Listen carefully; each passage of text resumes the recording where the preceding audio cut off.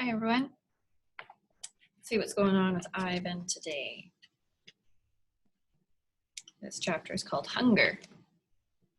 In my new life as a human, I was well tended. I ate lettuce leaves with Thousand Island dressing and caramel apples and popcorn with butter. My belly ballooned. But hunger, like food, comes in many shapes and colors. At night, lying alone in my poo pajamas, I felt hungry for the skilled touch of a grooming friend, for the cheerful grunts of a play fight, for the easy safety of my nearby troop, foraging through shadows. Remember what happened to Tag, I told myself. Don't think about the jungle. Still, sometimes I lay awake, wishing for the warmth of another just like me, asleep in a night nest of tender prayer plant leaves. I liked having sips of soda poured into my mouth like a bubbling waterfall. But every now and then I longed to search for a tender stalk of arrowroot, to feel the tease of a mango, just out of reach. Still life.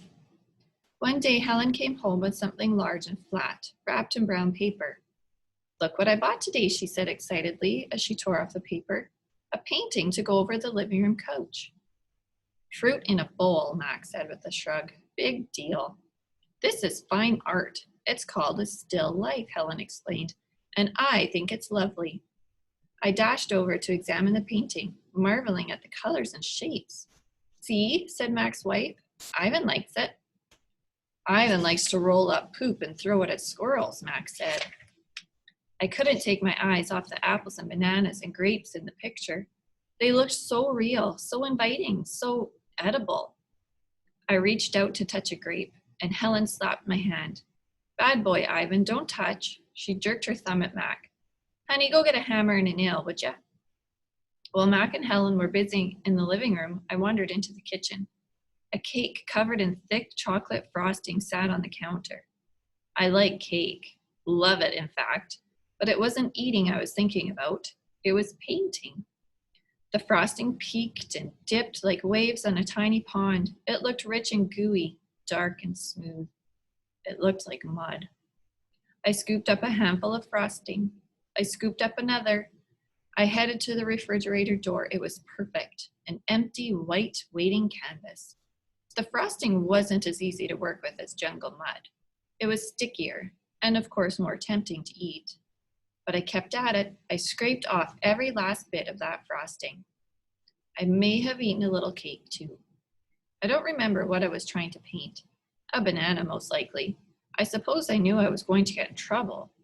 But at that moment, I just didn't care. I wanted to make something, anything the way I used to. I wanted to be an artist again. Punishment. I soon learned that humans can screech even louder than monkeys.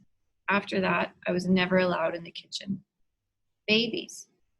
Back in those days, the big top mall was smaller. It had a pony ride, a wooden train that bustled around the parking lot, a few parrots, and a surly spider monkey.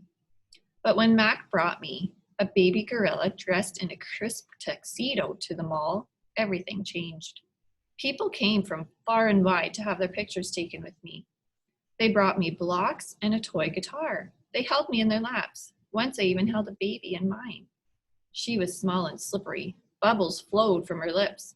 She squeezed my fingers. Her rear was puffy with padding. Her legs bowed like bent twigs. I made a face. She made a face. I grunted. She grunted. I was so afraid she wouldn't fall, or I was so afraid she would fall, that I squeezed her tightly, and her mother yanked her away. I wonder if my mother ever worried about dropping us. We always held on, but that's easier to do when your mother's furry. Human babies are an ugly lot, but their eyes are like our babies' eyes. Too big for their faces, and for the world. Beds. One day, after many weeks of loud talking, Helen packed a bag and slammed the front door and never came back. I don't know why. I never know the why of humans. That night I slept with Mac in his bed. My old nests were woven of leaves and sticks and shaped like his bathtub, cool green cocoons.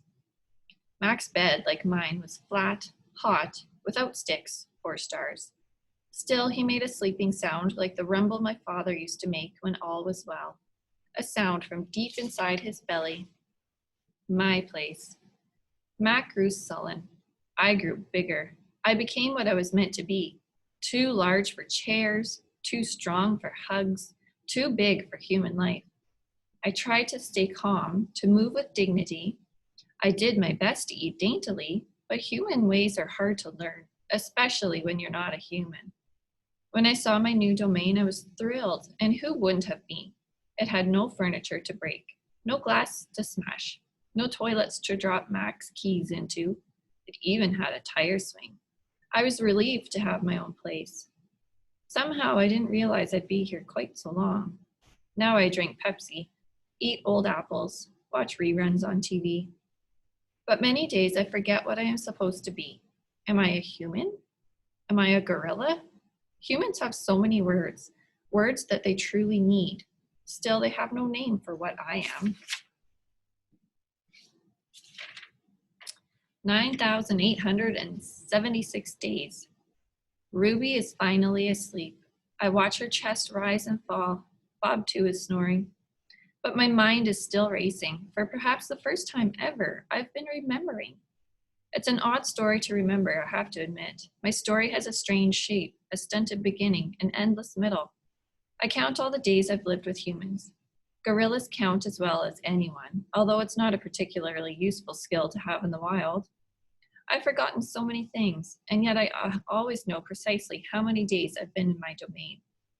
I take one of my magic markers Julia gave me. I make an X, a small one, on my painted jungle wall.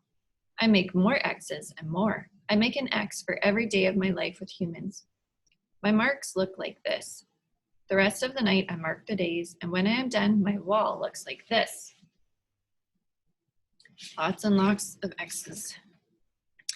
And so on, until there are 9,876 X's marching across my wall like a parade of ugly insects. A visit. It's almost morning when I hear steps. It's Mac. He has a sharp smell. He weaves as he walks.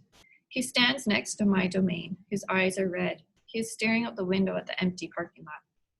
Ivan, my man, he mumbles. Ivan, he presses his forehead against the glass. We've been through a lot, you and me. And we'll read some more tomorrow. Bye-bye for now.